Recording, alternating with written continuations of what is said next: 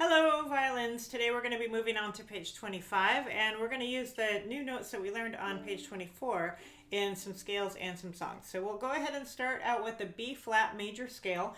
This is the upper octave of the B flat major scale. You previously learned the scale starting on the low second finger on the G string. Now we're going to learn the upper octave, which is going to start on B flat on the A string, low first finger, and for this scale you will use low first finger, low second, regular normal third finger, and then low fourth finger. So that's your finger pattern on both the A string and the E string, and you're not using any open strings in this scale. So let's go ahead and play this with the backing track.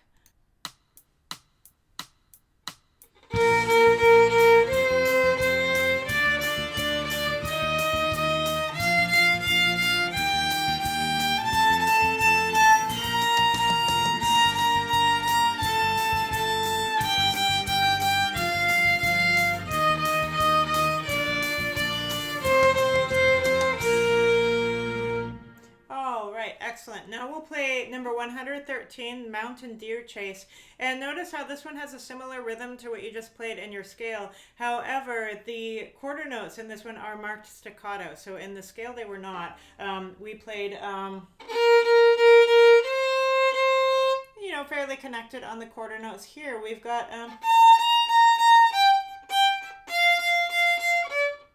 So make sure that you make those quarter notes nice and short. Use quick bows for that, but stop the bow between each note.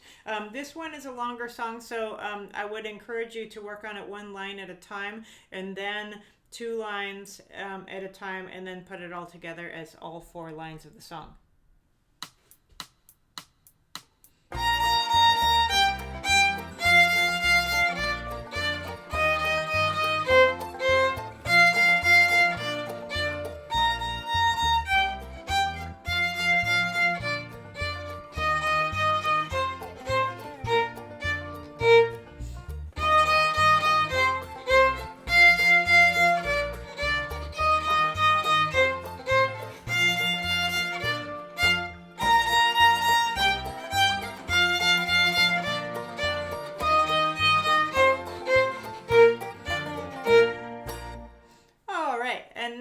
We will play an Irish folk song. This is the essential creativity exercise, the Rakes of Mallow. And this one is an exercise where they are encouraging you to try either improvising or creating a different variation on the song. And so, for example, the first two measures are written like this.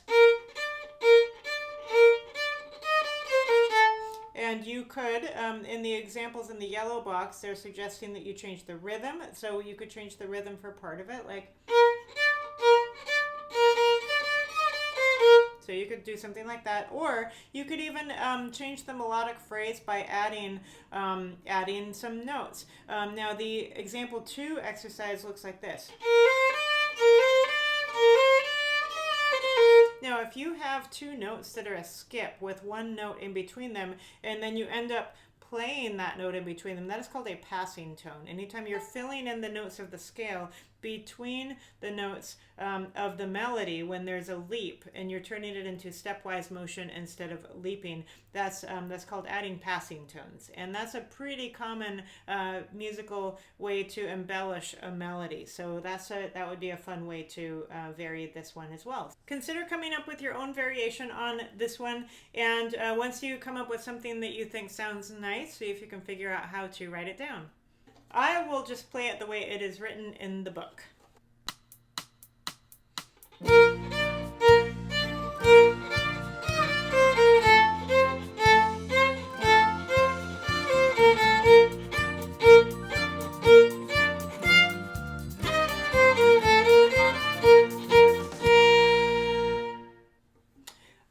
And that does it for page 25.